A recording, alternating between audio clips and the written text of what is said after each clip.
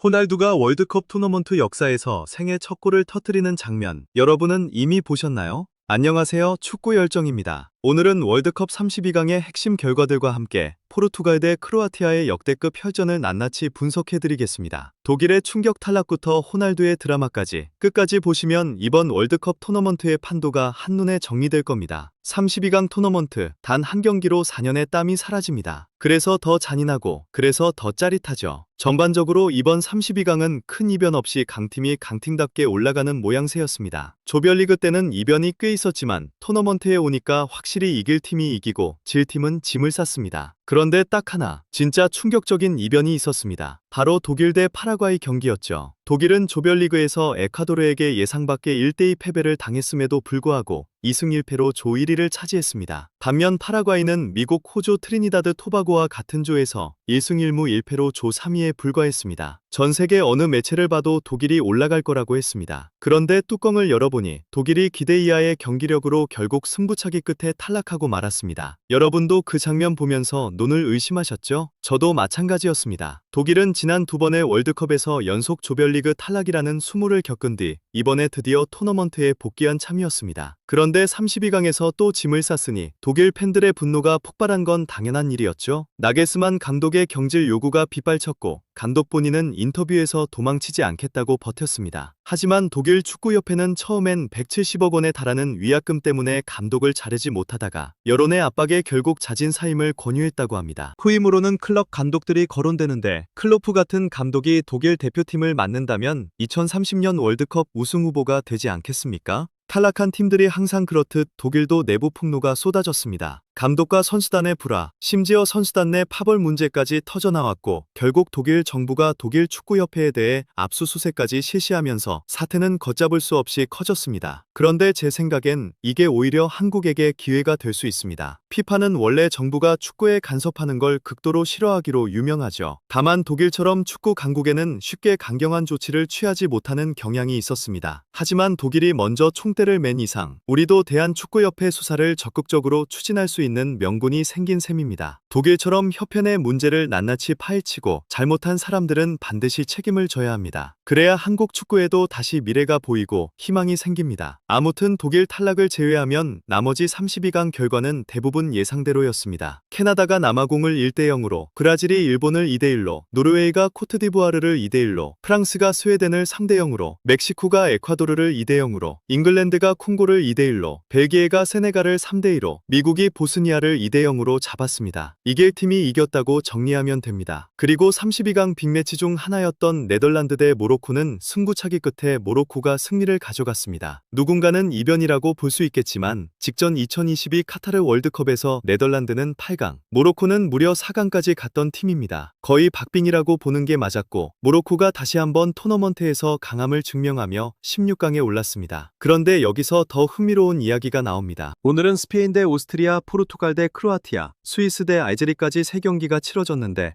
6팀 중 5팀이 유럽팀이라 사실상 유로대회 같은 날이었습니다. 그중 단연 최고의 빅매치는 포르투갈 대 크로아티아였죠. 그 전에 먼저 스페인이 오스트리아를 3대0으로 완벽하게 무너뜨리며 손쉽게 16강에 진출했습니다. 강하다는 건 알았지만 이 정도 차이가 날 줄은 솔직히 몰랐습니다. 오스트리아 수비진이 버티고 있는데도 스페인 선수들은 자유자재로 패스를 주고받았습니다. 마치 스페인 선수들에게만 경기장이 넓어 보이는 것 같았죠. 굳이 약점을 꼽자면 전문 스트라이커가 없다는 점인데 그 걱정이 무색하게 에이스 야말과 세나가 오스트리아 수비 두세 명을 가볍게 통과했고 스트라이커 역할로 나선 오야르사발이 멀티골로 승리를 이끌었습니다. 손흥민의 옛 토트넘 동료 페드로 포로는 풀백임에도 중앙 침투로 추가골을 넣었고 반대편 풀백 쿠쿠레아는 무려 2개의 어시스트로 왜 레알 마드리드가 그를 원했는지 증명해 보였습니다. 진짜 우승 후보다운 경기력이었습니다. 그런데 스페인의 이 무시무시한 화력이 부각되면서 오히려 조별리그에서 이 스페인을 상대로 무실점을 기록했던 카보베르데가 더욱 주목받기 시작했습니다. 저는 솔직히 지금도 의문입니다. 오스트리아를 이렇게 박살낸 스페인을 상대로 어떻게 카보베르데가 90분 넘게 무실점으로 버텼을까요? 카보베르데는 내일 아르헨티나와 경기가 있는데 이러다가 진짜 승부차기까지 가는 거 아닌가 싶습니다. 얼마나 막아낼 수 있을지 그것 자체가 또 하나의 관전 포인트입니다. 그리고 드디어 오늘의 진짜 메인 이벤트입니다. 포르투갈 대 크로아티아. 이 경기는 40대가 넘은 나이에도 출전한 호날두와 모드리치의 대결이라는 점에서 축구 역사에 길이 남을 빅매치였습니다. 오프사이드로 취소된 골만 무려 4~5개. 그 정도로 양팀이 서로의 골망을 수없이 흔들었지만 VAR이 계속 가로막았습니다. 솔직히 전반전은 심심했습니다. 포르투갈이 경기를 주도하면서 빅찬스 4개를 만들었는데 그 4개를 모두 놓쳤습니다. 득점 없이 조용히 전반이 끝났죠. 그런데 후반이 시작되면서 분위기가 완전히 바뀌었습니다. 전반에 밀리던 크로아티아에서 페리시치가 먼저 선제골을 터뜨리면서 경기가 급속도로 달아오르기 시작했습니다. 후반전은 크로아티아가 주도권을 잡으며 추가골까지 넣을 기세였는데 바로 그 순간 호날두가 흐름을 끊습니다. 배치3 클라이맥스 앤드 클로징 업사이드이긴 했지만 환상적인 로빙 슛으로 분위기를 바꾼 호날두. 그 직후 페널티킥까지 얻어내더니 대담하게 정중앙으로 차 넣으며 동점골을 터뜨렸습니다. 그리고 이게 얼마나 대단한 순간인지 아십니까? 호날두가 월드컵 토너먼트 무대에서 터뜨린 생애 첫 번째 득점이었습니다. 수많은 월드컵을 뛰었던 그가 40대를 넘긴 나이에 드디어 토너먼트에서 골을 넣은 겁니다. 제 생각엔 이 한 골이 단순한 동점골이 아니라